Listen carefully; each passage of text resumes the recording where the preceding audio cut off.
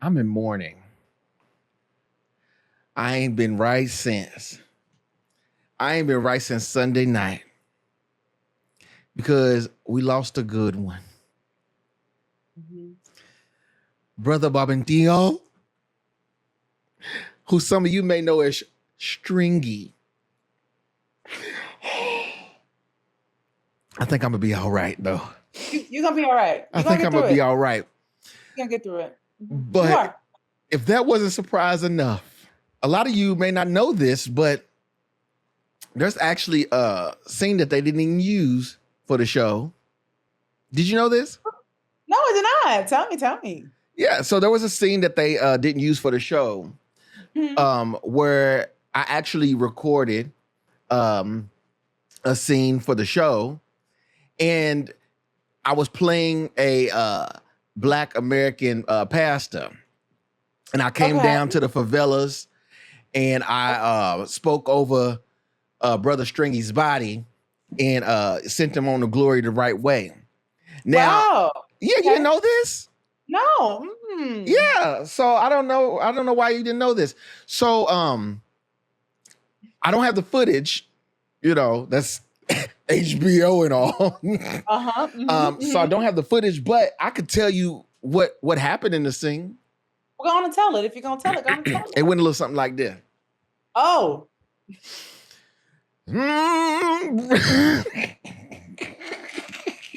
Brother Stringy was a good man. He was a strong man. He didn't bother nobody. He cared for the churn. I said he cared for the churn. Please. And I want you, if you're feeling some kind of way, just remember what Brother Stringy would say. Keep fighting. Keep fighting. You didn't know that? I can't even imagine why they would cut that. Oh, sheesh. Well, if you have guessed and you are still watching or listening to this, we are discussing episode 5 of City of God. Why would y'all do that? Can we discuss? Let's talk about the show. Why? Thank you. My question is, why would y'all do us like this? You knew something was coming. We knew something was coming because that is how they do. That's what we do on the show, clearly. But it didn't have to be stringy, y'all. Oh, yeah, it didn't have to be none of them.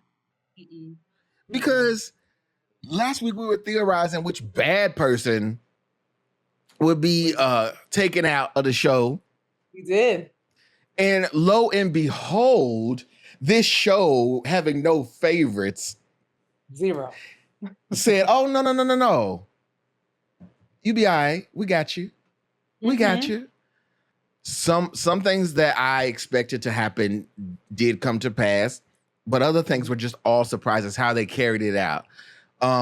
So Reginaldo and his son Israel got their way, and they sent the military police into the city of God to, I guess, really for their agenda. Let's be honest. Yeah, to terrorize. Yeah.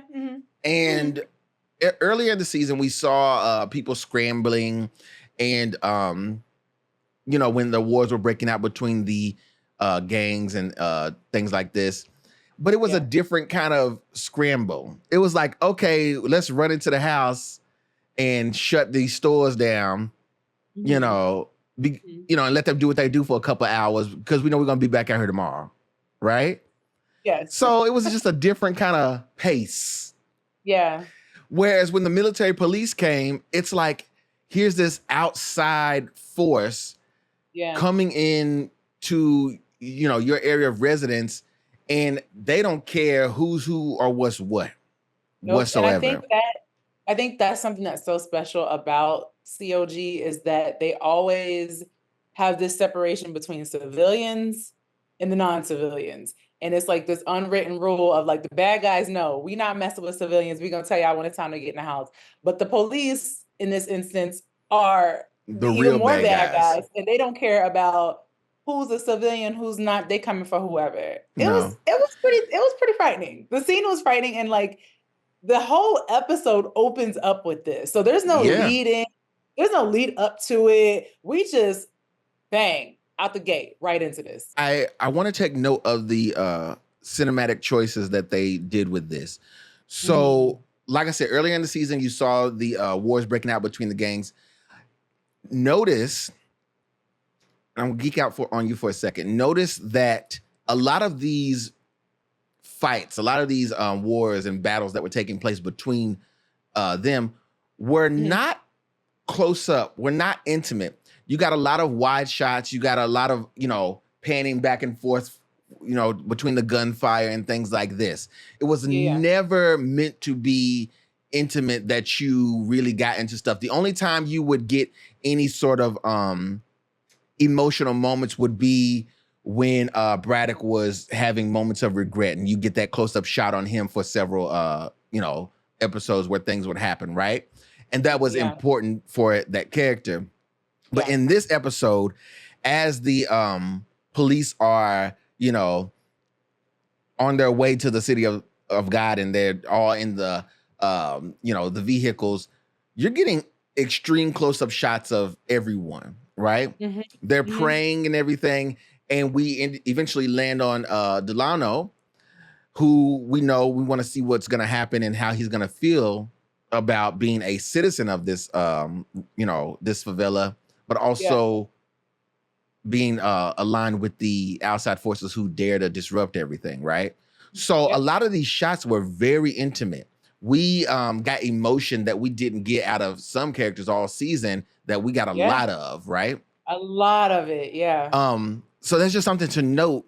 And even there's a moment where Delano is confronting the other officer who is, going after people who are unarmed, doesn't care who he takes out, right? And Delano is sent back into the truck or the van or whatever to cool off or whatever, right? But the camera is following him closely the whole time, right?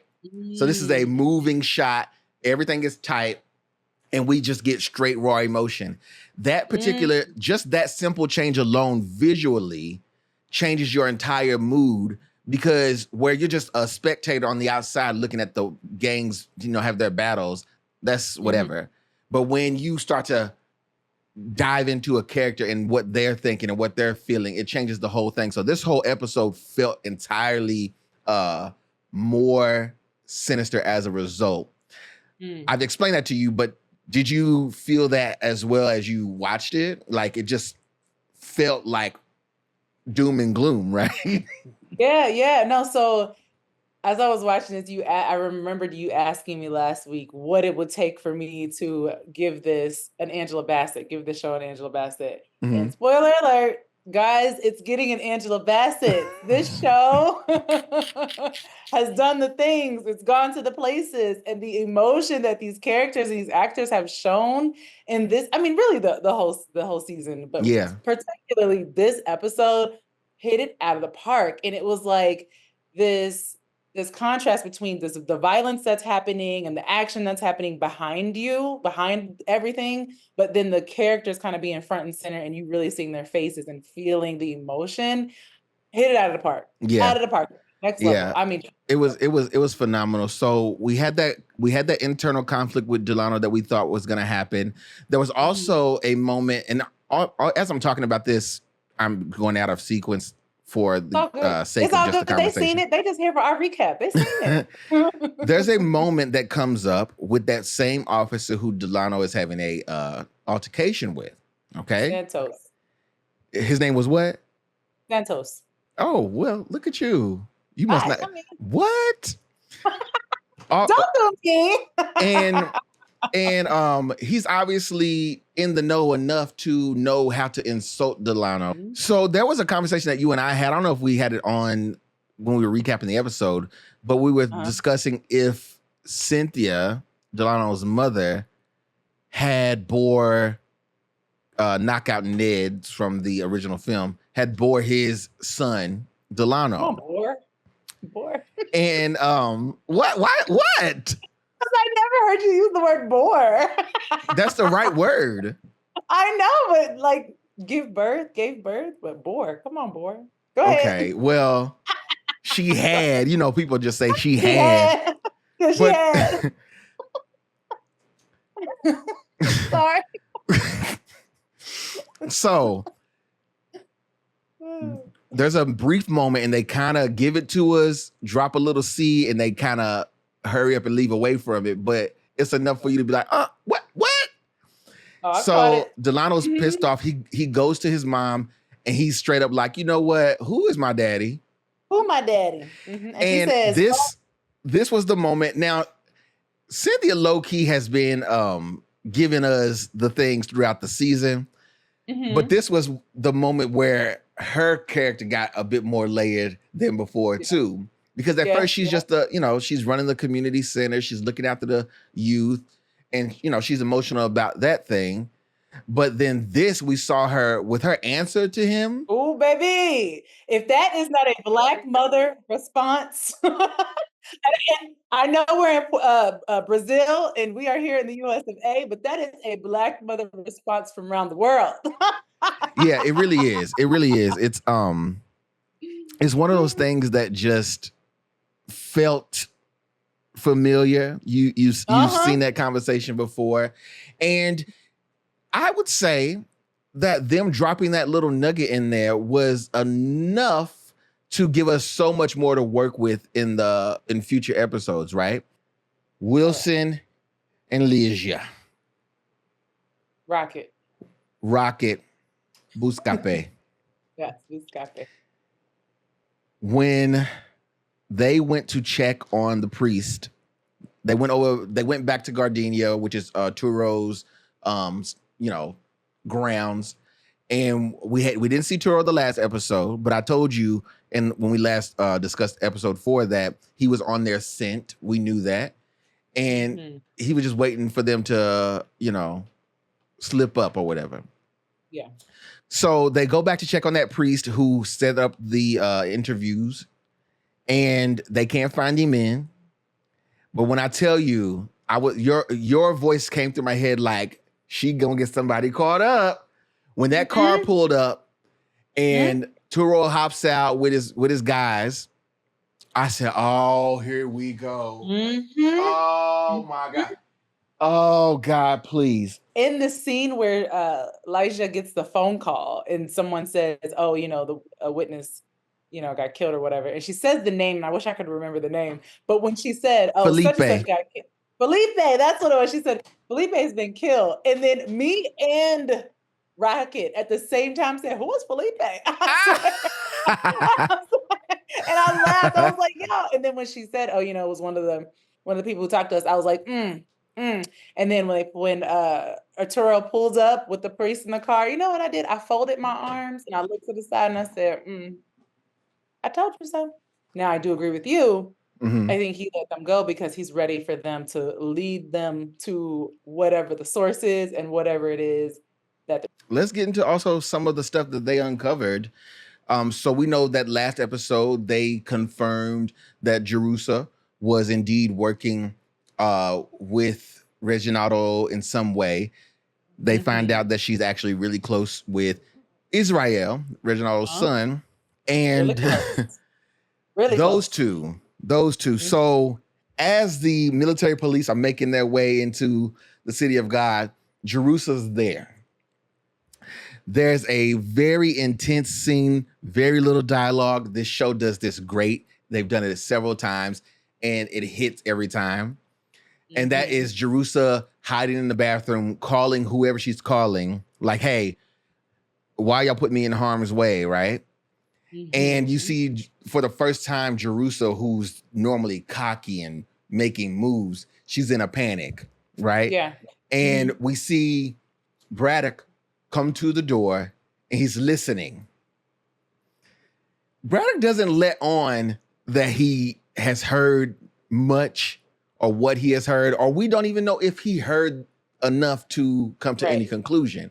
However, when they swing the camera this way and Bradock watches her walk past him, most shows will do sort of things dramatically or theatrically to really play it up and let you know this is what's going on.